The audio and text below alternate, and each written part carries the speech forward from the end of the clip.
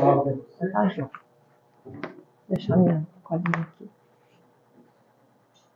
Bom, meus amigos, boa noite para todos.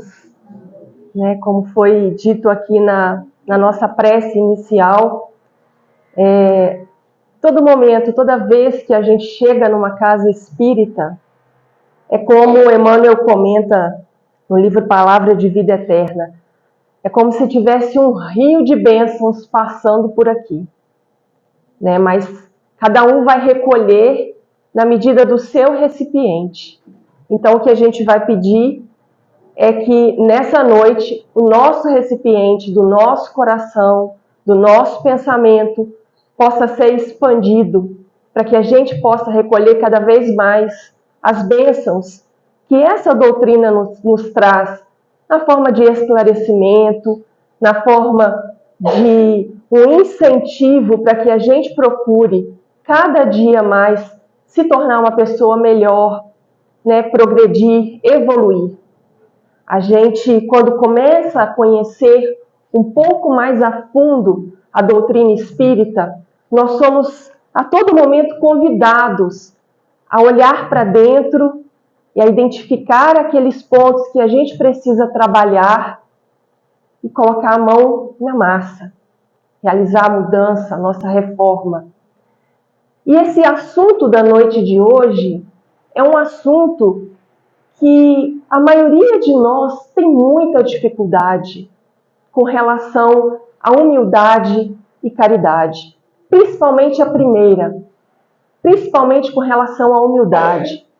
Porque nós fomos criados simples e ignorantes.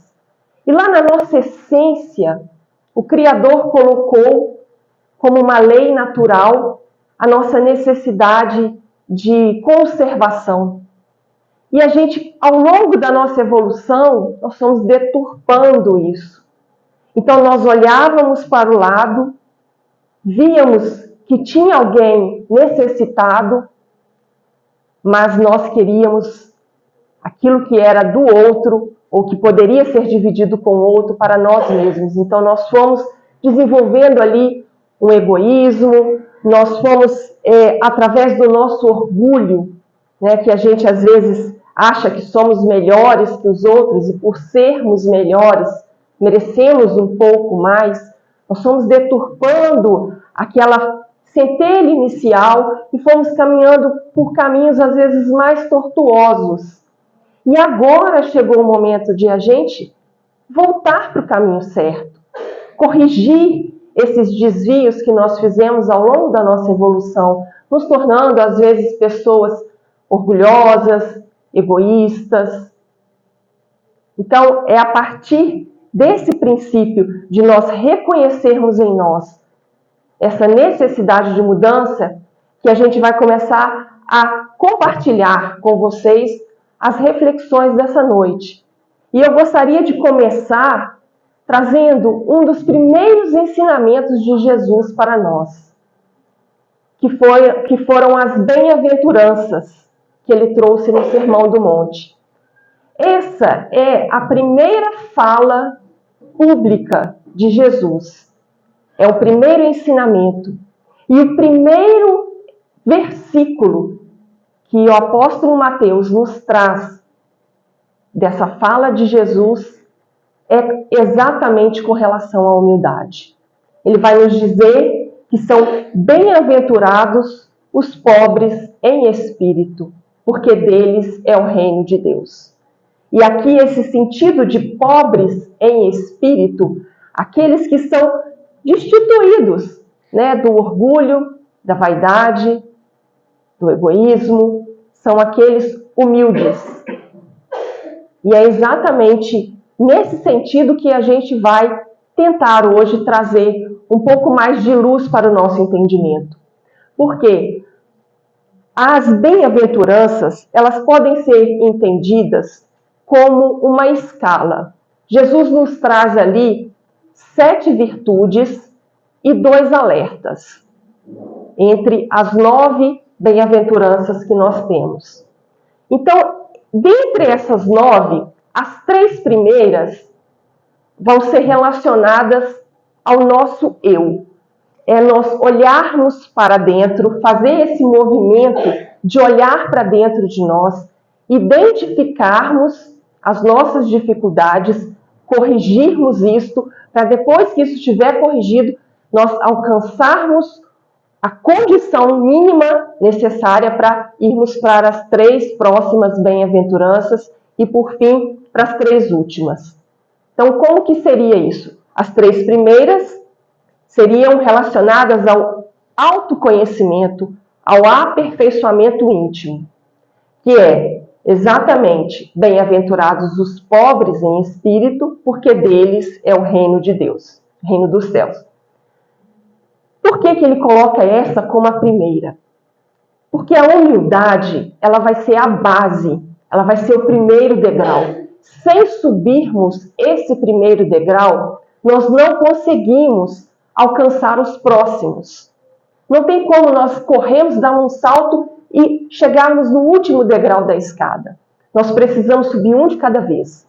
E a humildade, ela pode não ser a maior das virtudes, a mais importante, mas ela é a base. Porque sem sermos humildes, nós não reconhecemos os nossos defeitos, a nossa necessidade do amparo e da proteção divina. Se nós não formos humildes, a nossa arrogância vai nos levar a acreditar que nós somos autossuficientes, que não precisamos do amparo e da proteção maior. Então, a humildade, ela é o primeiro degrau, é onde nós vamos reconhecer as nossas fragilidades, nós vamos descobrir o que nós precisamos mudar, nós vamos construir aquela base, porque aquele que não tem humildade, diante da dificuldade, ele se revolta, ele lamenta, ele fica indignado, ele questiona a Deus, e são atitudes e posições que são muito prejudiciais para a gente. Então, o primeiro degrau, conquistarmos a humildade. O próximo degrau, ainda dentro das 3 primeiras, que estão de olhar para dentro de nós. A segunda bem-aventurança são bem-aventurados os que choram, porque serão consolados.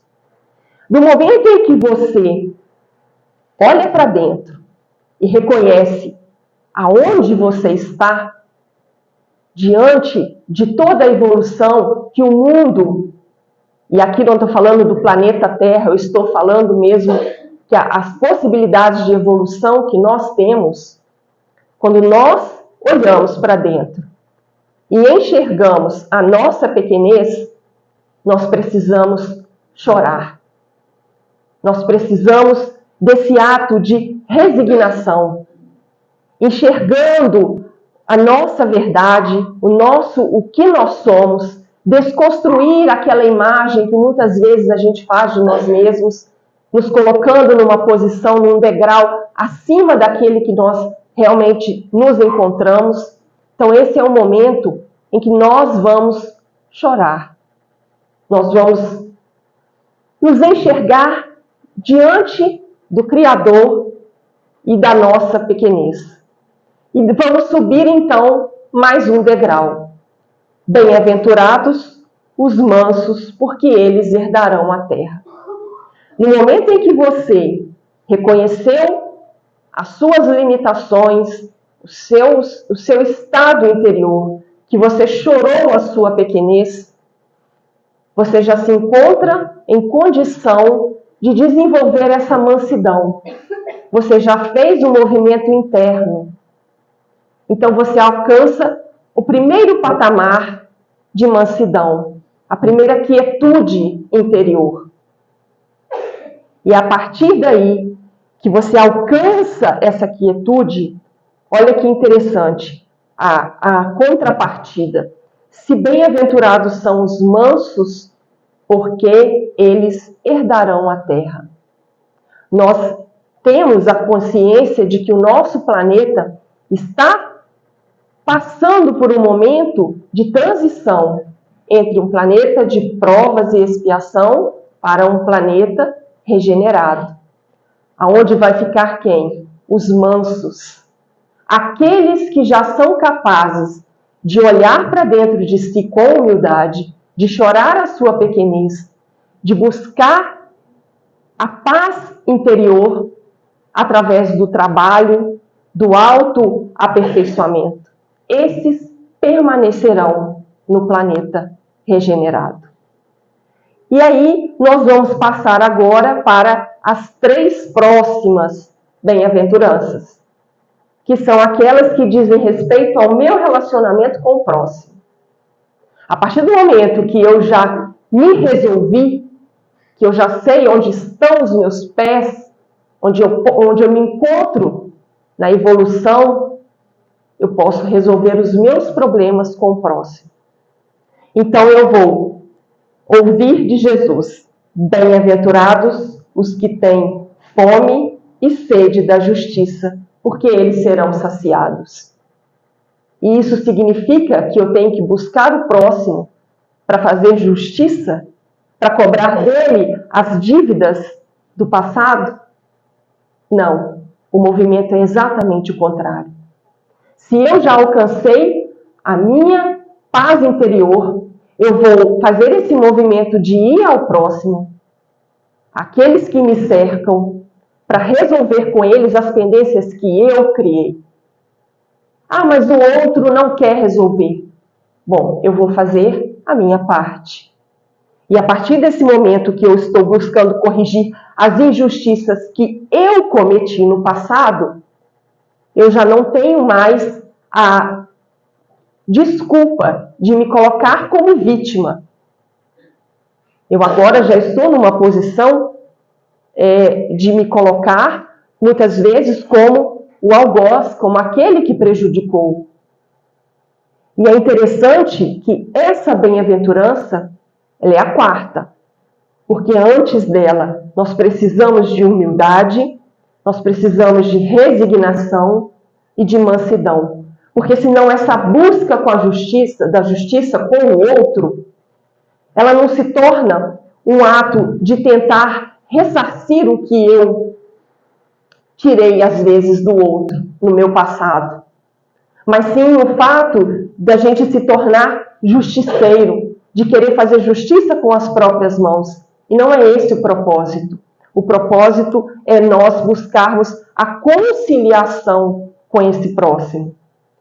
E aí a gente já tem a próxima bem-aventurança. Bem-aventurados os misericordiosos, porque receberão misericórdia. Essa é a única bem-aventurança que tem uma relação direta. Aquilo que você dá, você recebe. Porque nos outros a gente pode reparar que se você é pobre em espírito, você tem o reino dos céus. Se você chora, você será consolado. Aqui se você é misericordioso, você receberá misericórdia na mesma proporção. É uma lei de ação e de reação, que pode muitas vezes ser abrandada pela misericórdia. Tem uma frase muito bonita que está no livro do Emmanuel, não me lembro agora, mas eu criei assim na minha mente para conseguir lembrar dela, né, com mais facilidade, que a lei a vida, ela é amor e justiça. Mas para equilibrar essa balança entre amor e justiça, Deus coloca ali a misericórdia como fator de equilíbrio. E é essa misericórdia que nos faz nos colocarmos, né, muitas vezes, no lugar do outro, identificar as suas necessidades e conseguirmos, talvez, abrandar um pouco do seu sofrimento. E a próxima bem-aventurança é bem-aventurados os limpos de coração, porque eles verão a Deus. Então aqui nós já subimos 6 degraus, que é aquele comigo mesmo, com o outro, e os 3 próximos dizem respeito à minha relação com Deus. Eu fiz um movimento para dentro de mim mesmo, para fora, com o outro, e agora eu vou fazer um movimento para cima, buscando Deus. Então vai ser bem-aventurados os pacificadores, porque eles serão chamados filhos de Deus. E aqui você tem uma diferença, porque em algumas traduções você tem os mansos, ao invés de colocar a palavra mansos, às vezes coloca pacífico, E aqui não, aqui é pacificador. O pacificador, ele é diferente do pacífico, né? O pacífico é aquele que não devolve o mal com o mal. Mas o pacificador não, ele devolve o mal com o bem. Ele já está um passo acima, ele já conseguiu já atingiu aquele patamar de não devolver o mal e agora ele devolve o bem, independente daquilo que está chegando para ele.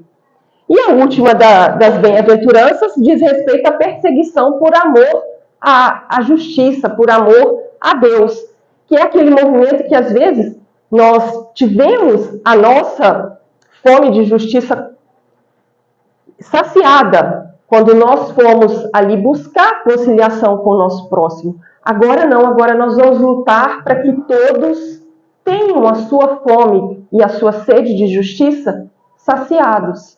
Nós vamos nos tornar aqui uma parte de Deus agindo na terra, buscando levar para aqueles que estão necessitados um pouco de consolo, de conforto, de carinho, de acolhimento. E é aqui que entra a caridade na sua expressão mais pura, que é a caridade da doação de si mesmo, em que você não fica limitado a doar apenas aquilo que te sobra, mas você doa de si mesmo.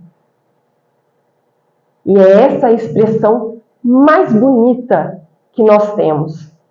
No livro Diálogo dos Vivos, Emmanuel coloca uma página chamada Melhor Assim. E nessa página ele traz para a gente um fato interessante, porque muitas vezes nós queremos fazer o bem, nós queremos fazer a caridade, nós queremos fazer a diferença no meio em que nós estamos. Às vezes entramos no movimento espírita e nós temos a vontade, o desejo profundo de realizar grandes coisas. Mas ele vai trazer nessa página que às vezes nós somos constrangidos a dar menos do que a gente queria. Porque às vezes nós temos as nossas exigências, né, das nossas atividades, das nossas limitações, às vezes até de tempo, às vezes de recursos, às vezes de conhecimento, que nos impedem de realizar a obra do tamanho como nós desejaríamos. E ele vai trazer para a gente assim: em ocasiões, a experiência nos pede atitudes de tolerância, por exemplo, que nós não estamos ainda capazes de mostrar integralmente. Mas nós podemos oferecer um pouquinho da nossa tolerância, da nossa capacidade de tolerar. Às vezes não conseguimos fazer todo o bem que desejamos, que às vezes é exigido de nós um nível muito grande para que a gente possa realmente resolver o problema daquela pessoa. Ela está necessitada de tudo e nós não temos a condição de resolver, mas nós podemos oferecer algumas migalhas para diminuir o sofrimento daquela pessoa. Às vezes nós queremos dar tempo e alegria, mas a gente não consegue fazer isso senão numa escala muito pequena, porque às vezes com esse fato de queremos nos doar demais, nós podemos prejudicar a harmonia dentro da nossa família. Aqueles entes queridos que estão no nosso lar, muitas vezes precisando da nossa presença, do nosso apoio, podem se sentir incomodados, abandonados, com a nossa ausência. Então, às vezes, nós somos capazes de oferecer muito pouco, mas nós, ainda assim, somos capazes de oferecer. Nós temos esse potencial muito grande de oferecer o nosso tempo, de oferecer o nosso carinho. E Jesus coloca para a gente um exemplo do que é isso, quando ele cita aquela parábola, né, do óbolo da viúva, que ela chega no templo e ali ela vê todos aqueles homens ricos, ofertando grandes somas, né, de dinheiro, e ela tinha apenas 2 moedinhas. Mas ela, com todo o seu amor, com toda a sua devoção, com todo o seu coração, ela oferece aquilo que ela dispõe. E Jesus não diz que a oferenda dela, por ser ínfima perante a dos outros, é menor, vale menos. Não, porque ela deu aquilo com amor. Ela deu tudo o que tinha. E é importante, nesse momento, a gente não confundir. Porque nós temos os aspectos de caridade. Nós temos a caridade material, mas nós temos também uma caridade que é sublime, que é a caridade de doação de nós mesmos, do nosso tempo. É importante nós fazermos a caridade material? Sim, porque ainda no nosso planeta nós temos essa necessidade. Mas, acima de tudo, porque também tem muitos que vão pegar isso daí, mas eu não tenho, né? Eu não tenho como ajudar, eu não tenho recursos, e por causa disso eu não faço nada. Mas nós temos o recurso mais importante, que é o recurso do tempo. O tempo nós possuímos. É como a parábola dos talentos. Né? Uns vão receber 5, uns terão a capacidade de contar nessa existência com recursos financeiros, intelectuais, com influência, com poder, com tempo. Outros terão apenas 2 e outro vai ter apenas 1 talento, que é o recurso do tempo. Esse todos nós temos e esse pode e deve ser empregado em benefício do próximo. Então, nós não podemos utilizar esse argumento de que não possuímos condições de fazer o bem, de fazer a caridade. Porque esse 1 talento, pelo menos, nós temos. E nós seremos cobrados do que estamos fazendo com ele, do emprego que nós dermos para ele nessa existência. Nós temos exemplos de grandes pessoas, de grandes homens, de grandes filantropos aí pela humanidade toda, né, que destinam grandes somas de dinheiro para instituições, buscando o bem-estar da comunidade, buscando o progresso, buscando o desenvolvimento, né, através de investimento em educação. Nós temos, sim, é importante, sim, mas esse recurso, ele é limitado.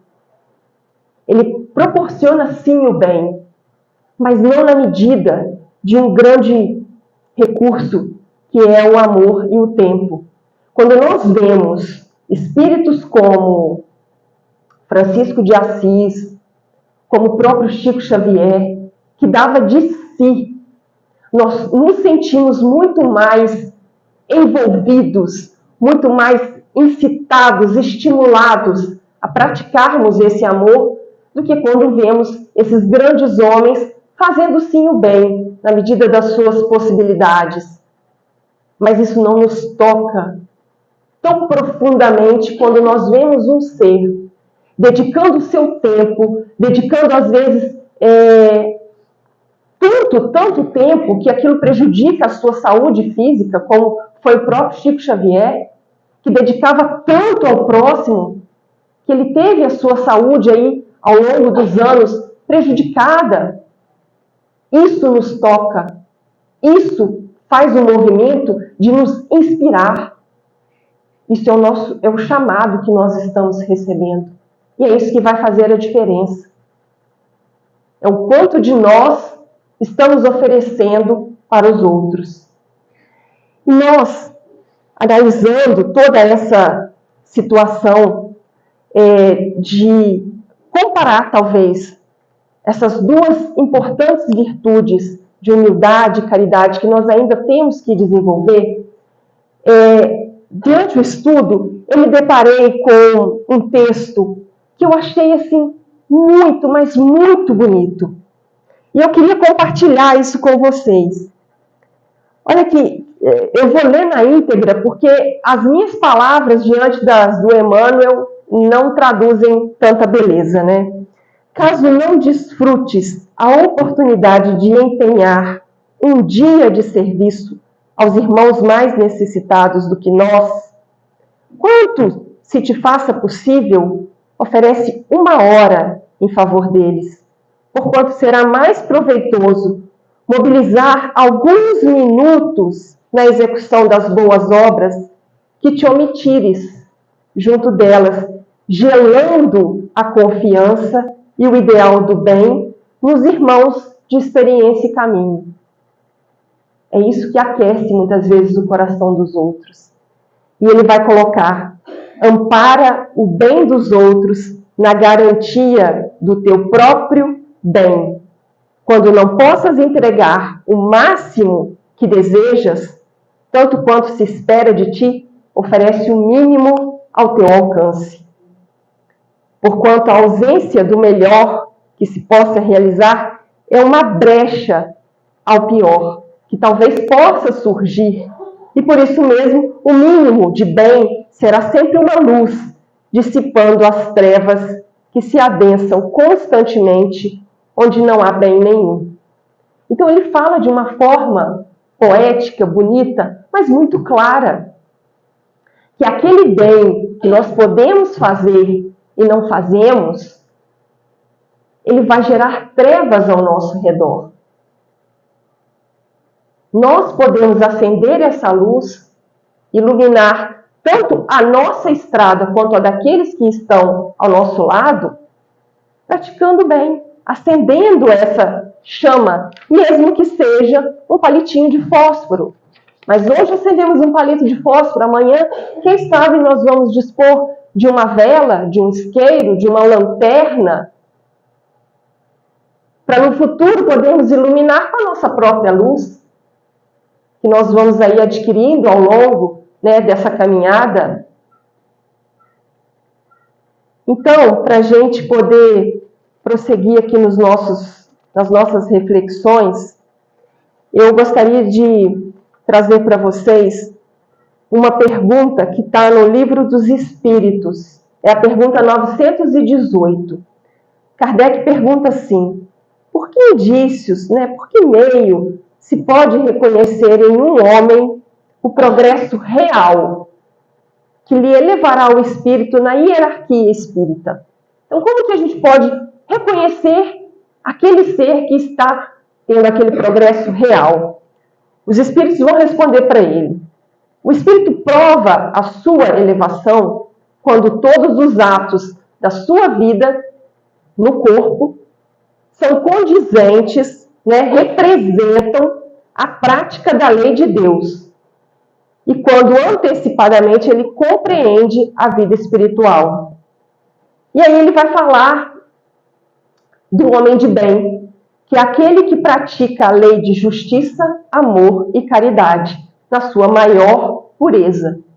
Ele vai trazer aquela passagem bonita, que a gente, ao final do dia, temos que chegar, interrogar a nossa consciência, sabendo se nós não fizemos o mal a ninguém, se fizemos todo o bem que podíamos fazer. E depois dessa parte, nós temos uma mensagem linda de Paulo, o apóstolo, que ele vai dizer assim: fora da caridade não há salvação. Estão encerrados os destinos do homem na terra e no céu. Porque à sombra desse estandarte, eles viverão em paz. Então, se nós tivermos como esse lema, fora da caridade não há salvação, e se nós vivermos de uma maneira condizente com isso, nós vamos aí viver em paz. No céu, porque os que a houverem praticado acharão graças diante do Senhor. Essa é a divisa. Essa divisa é o facho celeste, a luminosa coluna que guia o homem no deserto da vida, encaminhando para a terra prometida. Ela brilha no céu como a auréola santa na fonte dos eleitos, e na terra se acha gravada no coração daqueles a quem Jesus dirá: passai à direita, benditos de meu Pai. Então, aqui Paulo está se referindo à caridade. Ele cita aquela passagem maravilhosa, né, que ele vai, na carta aos Coríntios, que ele vai falar do amor, da caridade, e depois ele fala esse trechinho, e ele encerra falando que nós vamos reconhecer aqueles seguidores de Jesus, aqueles que são verdadeiramente reconhecidos como filhos de Deus, pelo perfume da caridade que eles espalham em torno de si. E para que a gente seja capaz de espalhar esse perfume, nós temos que fazer esse movimento para dentro de nós, de nos tornarmos pessoas humildes, de podermos olhar para o próximo como igual, como irmão, nos identificarmos, desenvolvermos a empatia, porque aí sim a nossa caridade vai ser mais consistente, vai ser aquela que inspira. E essa humildade, às vezes, nós confundimos muito. Na parábola do filho pródigo, nós temos um exemplo perfeito. Eu diria que talvez ali nós temos um espírita, que é o filho mais velho, e talvez ali, como filho mais novo, nós podemos ter aí aqueles que se julgam, que se dizem sem nenhuma religião. Nós temos, dentro dessa parábola, que o filho mais novo pede ao pai para dividir a herança, o pai divide igualmente a herança entre o filho mais velho e o filho mais novo. O filho mais novo decide se afastar do pai. Então ele vai para o mundo, ele gasta todos aqueles recursos, todas aquelas riquezas, e em determinado momento ele se vê sem nada. Ele não tinha com o que se alimentar. Ele se distanciou tanto do pai que ele não tinha nem o alimento material, nem o alimento espiritual. Ele estava sem forças.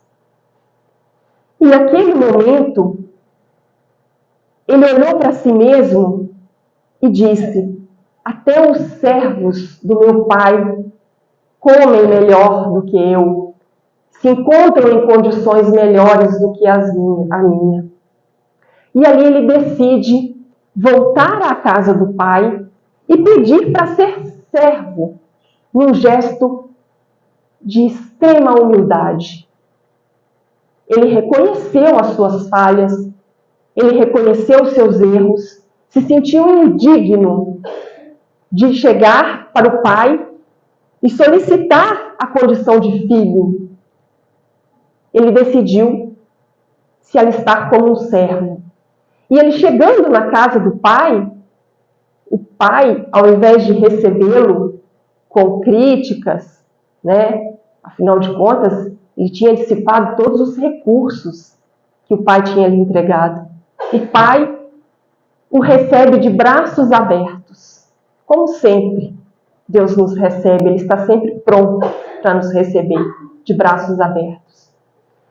E uma alegria muito grande. E o pai prepara uma festa para receber aquele filho que finalmente reconheceu os seus erros, se arrependeu e estava disposto a mudar, a servir. E enquanto isso, o filho mais velho, vendo aquele movimento todo, não teve a coragem de entrar na casa do pai e procurar saber o que estava acontecendo. Ele chamou um servo e o servo lhe informou que o seu irmão tinha voltado e que o seu pai tinha preparado uma grande festa para recebê-lo. E ali, naquele momento, ele se sente indignado. Afinal de contas, ele estava ali o tempo todo, trabalhando ao lado do pai, sendo fiel, obedecendo ao pai. E o pai nunca tinha preparado uma festa para ele. Ali nós identificamos o orgulho, o egoísmo, aquele que está sempre próximo do pai, mas nunca está, de fato, dentro da casa do pai. comungando com o Pai as felicidades. Será que nós não estamos nessa posição de estarmos sempre próximos, mas de nunca de fato assumirmos a nossa postura de filhos e, portanto, como filhos, somos herdeiros e, como herdeiros, somos também responsáveis? Temos, sim, que nos sentirmos felizes com aqueles que estão chegando ao nosso lado, com aquele irmão que antes estava caído e que agora resolve tomar o caminho correto. Ali, aquele filho que esteve sempre próximo do pai, nós podemos identificar o fato dele nunca ter olhado para dentro de si mesmo. Porque ele sequer reconhecia que ele estava sendo orgulhoso, egoísta. Ele achava que aquilo ali estava certo, que era justo. Afinal de contas, ele trabalhava, ele merecia talvez também uma festa. E o irmão? Mas o irmão se colocou na posição de humildade. E por ser humilde, ele entra primeiro na casa do pai. Então, voltando lá no início do nosso estudo, nós não dizemos que a humildade é o primeiro degrau. Esse filho subiu o primeiro degrau. Subiu o degrau da humildade e entrou na casa do pai. E é esse o convite que fica para a gente. Que a gente possa, em primeiro lugar, estabelecer dentro de nós essa virtude. Consolidar a humildade. Subirmos os próximos degraus. E o que a gente vai fazer quando a gente estiver lá em cima? Nós temos que lembrar que a nossa evolução não cessa. Nós vamos subir novos degraus de humildade, de mansidão, de justiça. Só que agora em níveis mais profundos. É como se fosse um loop infinito. Você conquista um pouquinho de humildade, você se habilita a conquistar um pouquinho de mansidão, um pouquinho, você chora, conquista a mansidão, você chega lá no último degrau e aparece novamente para você o degrau da humildade, o degrau da resignação em níveis mais profundos. Então não adianta nós acharmos que já estamos lá no último degrau e não há nada mais para aprender, para subir, para evoluir. Os degraus são aí infinitos. E nós estamos sendo, nesse momento, chamados a espalhar esse perfume da caridade. Mas para isso, nós precisamos desenvolver a humildade. Uma virtude sem a outra não anda. Porque quando você resolve fazer uma obra de caridade sem a humildade, muitas vezes você está fazendo uma obra, na verdade, para a sua vaidade, para que você seja reconhecido, para que seja vangloriado, para que seu nome conste ali, muitas vezes, naquela plaquinha de inauguração daquela obra.